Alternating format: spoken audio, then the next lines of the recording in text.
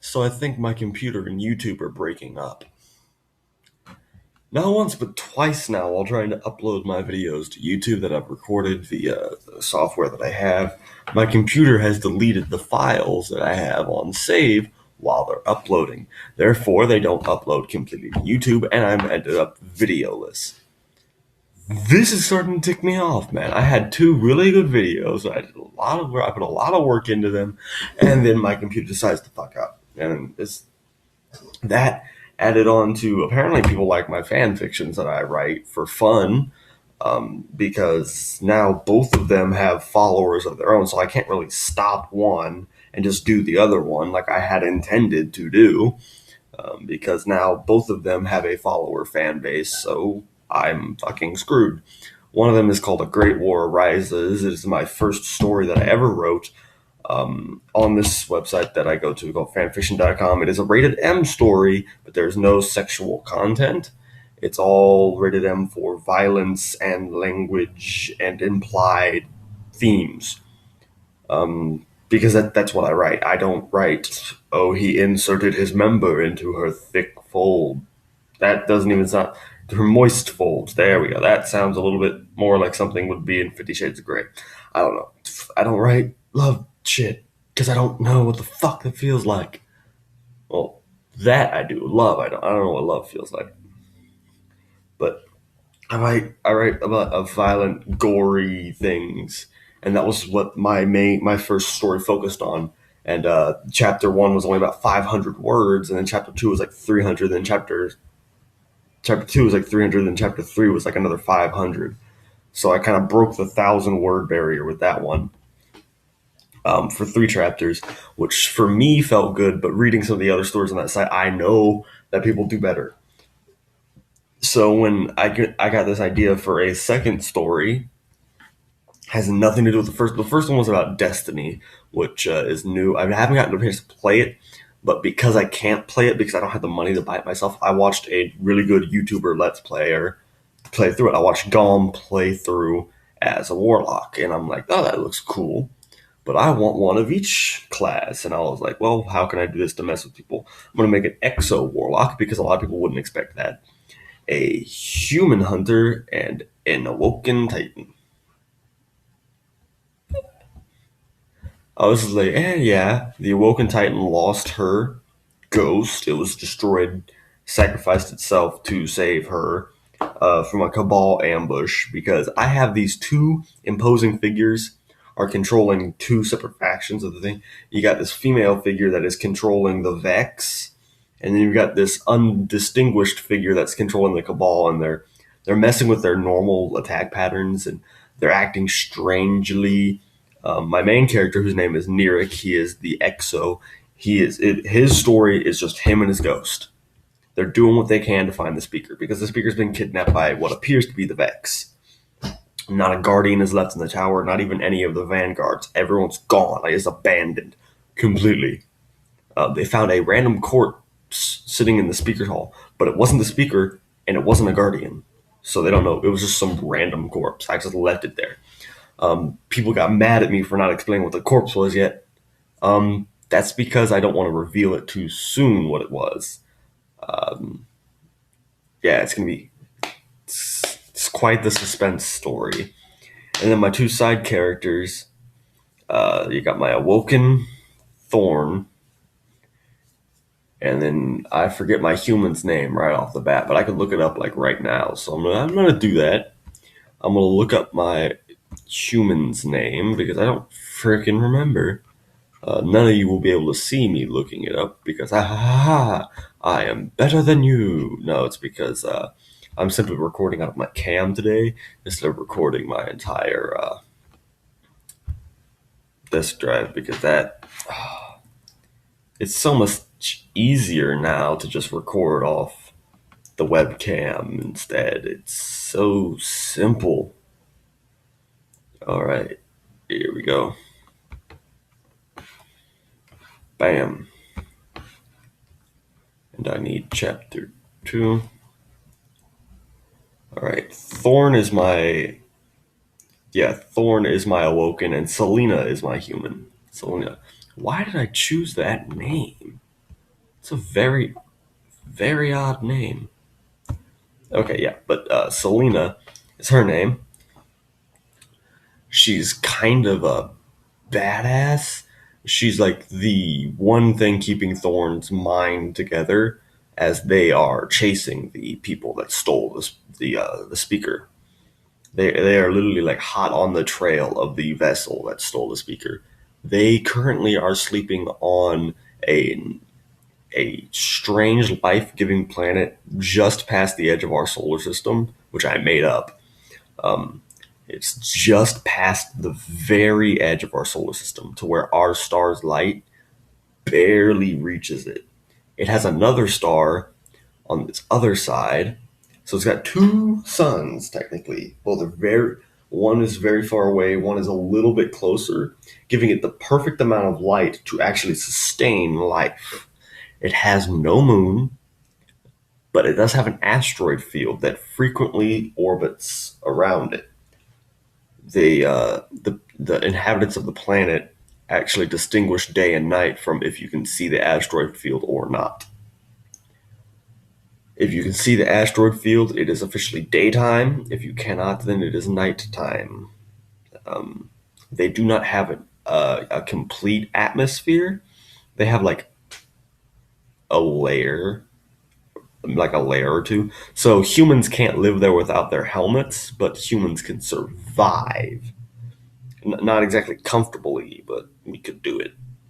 It would take a few years to adapt, but a few generations to adapt. But yeah, that was my first story. And my second story, which was simply it was an idea that I had one day. It's an SAO story, which is Sword Art Online. It's an anime. It takes place from a character I created named Maverick, and he's going through a game called Predator Arena Online. Yeah, he was kidnapped and forced into this beta test. Later, after I publish the second chapter, it will be revealed that every government in the world consented to have these kids test this game.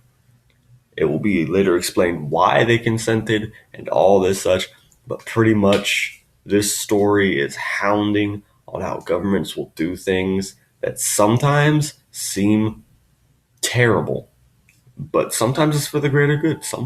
I mean, yeah, I've toyed with the idea. I've RP'd the idea a little bit with a couple of friends. They seem to enjoy it. They like the idea. The game is interesting. It is like a perfect blend of if you've read the SAO and you're not just watching the show, or if you're watching the show in Japanese, you should know. It's like a mixture of Gun Gale Online and Alfheim. So there's guns, swords, and magic. Um, there are four distinct classes, which in the realm of the game, classes are known as houses. There's the House of the Champions, the House of the Mammoths, the House of the Strikers, and the House of the Unseen. Both my character and Kirito belong to the House of the Unseen. There are only 5 beta testers out of 500 that were chosen as good enough to be downloaded in as one of the Unseen. The Unseen are definitely hands down the most overpowered class, seeing as they are the most adept with all the magic skills, because magic can be applied to guns, swords, and as a bolt. If you're good enough with magic, you can do anything with it in this game, pretty much. Um, their melee skills are also good enough to hold off champions, while their bullet skills are so good they can take out a striker and a mammoth from long distance or up close. They're the most diverse of the houses, seeing as you can go full melee, or you can go full gun or full magic, or do a burst of all three and combine your magic with a sword and a gun in one hand, which is what my character does. Kirito later does get 2 swords. They're nowhere near as good as the Elucidator or Dark Repulsor, but he makes up for that fact by imbuing magic into them constantly. My guy simply gets a very rare sword known as Redemption. Yeah, he gets in the terms of SAO, it would be a double rank S magic artifact. He finds it in the corpse of a boss. like in the corpse of the boss, like not a loot. Like it was literally the sword was sticking out of the back of this boss. And before the boss completely disintegrated, he grabbed the sword and kept it. It's an unknown statistical wielded sword, meaning as you wield it, certain statistics will be revealed, certain effects of the sword will be revealed. And it's the blade has no known weaknesses, but there could be. All players are outfitted what is called a pad. They're personal assistance drones. They're designed to aid players in any way possible. Maverick has used this on several occasions to learn information before every other player in the game. Seeing as this does not take place from Kirito's point of view, we can simply assume that Kirito has done the same thing. Pads can both come into contact and interact with each other to gain information on other players, or interact with the game's social network. Because this game, Predator Arena Online, was created using the World Seed, it has a similar database to SAO and Alfheim and places such as that, but the developer of Predator Arena Online altered certain things, so it is very different. It is vastly different. At the beginning of the game, there were 4 skills for each of them to choose from. There was combatant, agility, camouflage, and track.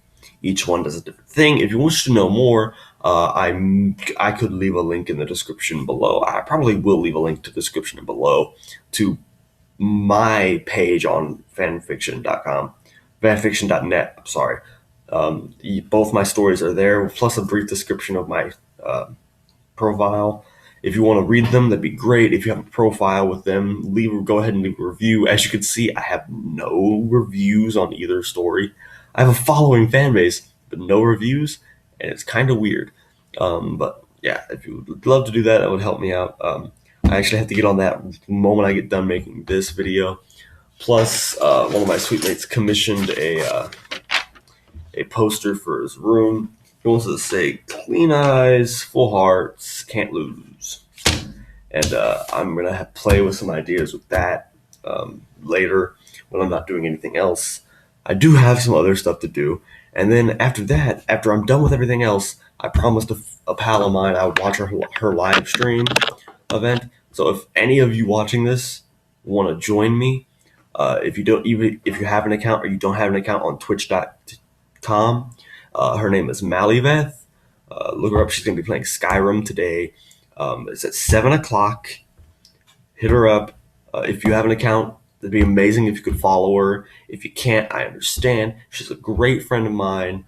She's a great person, and she's a great streamer. She streams pretty much every day simply before the fact that she has about 40 returning fans that love to see her on the site every single day. So she does it for them. So she's a great person. It's much like I keep making these videos for you guys because you guys keep watching them. So, I mean, I'm here as long as I'm needed. And as soon as I'm not needed, I'll move on and do some other stuff. As soon as you guys no longer watch my videos and you no longer need me to tell you that you can change the world if you just suck it up and start doing shit, I'll leave. I'll go somewhere else. I'll do other shit. I don't care. My talents can be put to many different sources. And it's fucking true, too. Alright, but anyway, there was no real purpose to this video other than to pretty much tell you that my computer and YouTube are breaking up, or in the process of breaking up. They're having hard times. It's complicated. God, I hate that Facebook status. It's not complicated. If you two don't really want to be with each other, or if it's too hard for you to be with each other, then obviously you were never in love in the first place. And you should just call it off. Because if distance is really that much of a problem for some of you people, then you're fucked. Because you're not always going to be right next to the one you love. Sometimes you can be called away on business. Or like you're working here and she has to go here because like a family member's dying. And if distance is a problem for you, then you're fucked, man.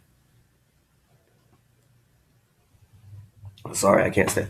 One of my friends was upset because her long distance relationship isn't working. I'm like, no, you're stupid.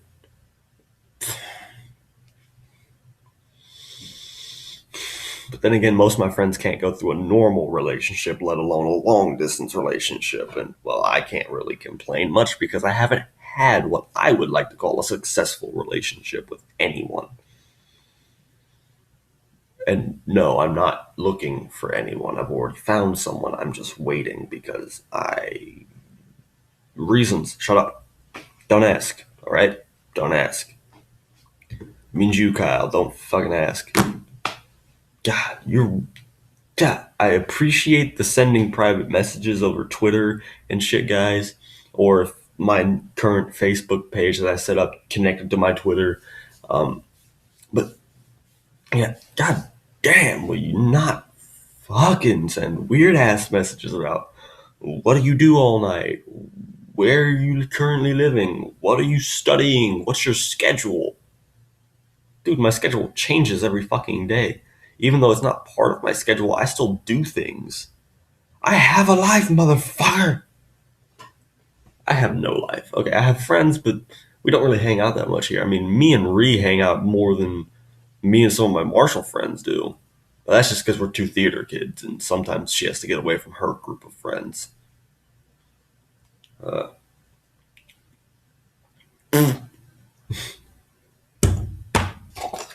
Unfortunately, I believe I am out of Mountain Dew, which sucks because my family just brought me a 24 pack Saturday. I drank my last can this morning to wake myself fully up in the morning. I may have to start resorting to using gas station for bottle products. I mean, it's break time's just a short walk over that way. I mean, it's not that far. It's not that big a deal. And surprisingly enough, guys, I'm not wearing my bandana on my wrist today. When I woke up, I just didn't feel like putting it on. So I left it off. I almost didn't feel like putting on my beanie, but that would have been a big mistake. Because I just washed my hair yesterday, when I woke up, my hair was like... And even after brushing it, it was still really poofy. So I was like, you know what? I know one thing that can get the poof out real fast. Sweat. So I've been wearing this since about 9. Yeah, about 9 is when I got up. I think. Yeah, about 9. So I've been wearing this since about 9. I'm wearing my 5-finger shirt today because I already wore my motionless and white shirt yesterday when I had planned on making a video, but then it didn't fucking upload. God damn it. My computer. It's a great little thing, but sometimes the programs I get for it don't run right. Like every once in a while, when I stop recording, Screencastify, which is the program I have to record all my shit, will like fuck up, and I have to go and re-download Screencastify. The good thing about that is it has the recording saved to the program itself, so it's not like I have to save it to my disk instantly. It's saved to the program, and then I go, I open another part of the program, and it shows me all my little lists and stuff that I have recorded, and I can just download one of them to my thing, which is great. It's a feature that I love. I love that it doesn't automatically save it to my computer, because then I'd have like no room on this damn thing. These videos get long sometimes, and if it just saved everything I did automatically, we'd be screwed, guys. We'd be screwed. There'd be like I wouldn't be able to upload anything because I'd have too much shit, and my computer would run so fucking slow. But as is, I mean, this is incredible. Though I love all you guys who keep coming back to watch me. You guys that follow my stories, you're great. Thank you for supporting what I think is just a hobby at this point. I'm just writing because I had the idea. I was like, oh, well, what if this happened? And I think the summary for the second story is far better than the summary for the first story. Yeah. And before opening it up to the thing, you get a little short summary underneath the title. Mine are both pretty close to the max limit of how many words you can have in there. I think you'd have like a max limit of like 350 words. And my second one, I had like 2 letters left. No, you can have 350 letters. That includes spaces and apostrophes and commas and shit like that. I had like two characters I could use left. The other one I had like 40. So they're really close to the max character limit, but they're really good summaries. I think that's always been something I've always been good at. I've always been good at explaining things, detailing things, painting a picture with words. That's something that all my English teachers have said since I can fucking remember. Whether I be talking or writing, anything, I can always paint a very vivid picture, which sometimes causes me to go overboard with a page and a half assignment and I write 8 pages. Shh, I had an idea. The story had to continue. I couldn't just stop it. I'm not one for cliffhangers, even though I totally ended it on a cliffhanger. Because it was just like the son reminiscing on what his parents had told him. Yeah, that was really fucking weird. Weirdest story I've ever written. I should probably write that sometime eventually. I might do it. I might do it. I think the story I had written down on notebook paper is back at home. So when I go back home this weekend, because yes, mom, I'm coming back home this weekend. I'm sending you a text message now, but my phone is not sent it yet. I don't know what's going on with my phone. This is taking forever to send things. But yeah, I have a concert tomorrow at 7:30 in Hart Recital Hall, which is just across the road that way. Man, North Ellis messes with me. Yeah, it's that way, just across the road, the highway over the bridge. I'm looking forward to it. I really like the pieces we're playing. I feel confident with what I'm doing. Um, I'm still lucky number 7 in chair position, but you know what? I've always felt comfortable being in last chair. It gives me the biggest opportunity to show them not to underestimate me. Plus, I'm learning a lot more by watching everyone around me play. If I was in like second or third or fourth or first chair, I wouldn't be able to observe all the other cellos and see what they do. Because I'm doing that, I find that I'm doing more in my cello playing. And yeah, I know my mom asked for me to do a video with me playing my cello. That could be a thing that I do. I'm not sure. Um, I don't know. I don't know. I don't know what I would play. I could possibly get something put thrown together. Hmm. I know for a fact I can't play any two cellos. I've tried. I cannot keep up with how fast they do all their stuff. Um, Plus, a lot of theirs, the melody, which is what I like to play. I like to play the melody. Is really far up on that A string. Like, and I always have a habit of my hand doesn't want to get as close as it needs to be to get the right notes. So I'll be like this, and I'll be playing like way too sharp or way too flat. Which for this in first position is great, but you shoot up to like fourth position and you're all out of tune. You got to clinch together closer, and then beyond that, you got to clinch even closer, so your fingers are like this. It's fucked up. But I've watched a lot of two cellos videos, and so I know that I can play music like that on my cello because I've played Seether. I've played Seether on my cello. It's not a big deal. I've played some Star Wars themes on my cellos, like Duel of the Fates. I've played on my cello before. That's fun. Duel of Fates is just probably one of the my favorite Star Wars themes, aside from some of the Old Republic themes. I do.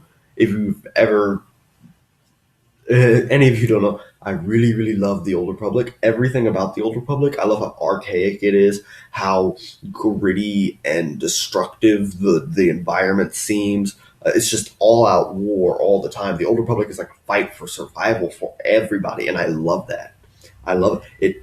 It generates a lot of possibilities for stories. There are a ton of great books and great comic books set in the era of the Old Republic and Knights of the Old Republic, which is the Old Republic era starts from the Mandalorian Wars, and it doesn't end until about 200 years before the first movie.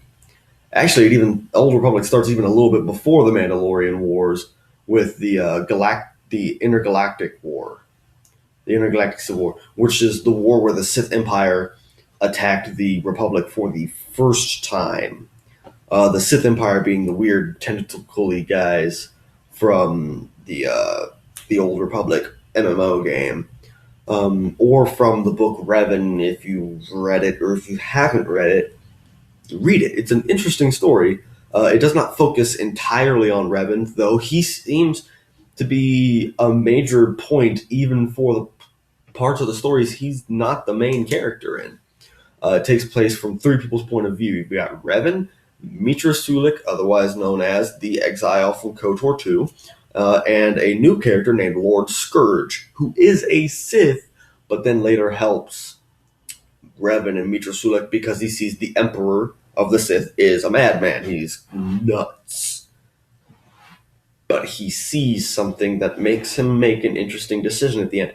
It is well worth your time to read the book. Some people didn't like it, some people did. I think it is simply an interesting read that opens up a lot more possibilities for the Old Republic time period. We could get more on Lord Scourge. That would be interesting. He was a very interesting character who didn't get much screen time, if you understand what I'm saying. HK turns out he's gone missing through that story. Leads up to an interesting possibility of maybe an HK book. HK would be an interesting character to see from his point of view, how he views people and humans and aliens. It'd be weird, but I think it'd be interesting. Anyway, guys, before I keep rambling on, I just want to say thank you all for watching, and thank you all for being awesome, and I will see you in the next video if my fucking computer lets me upload this one first. Thanks, guys.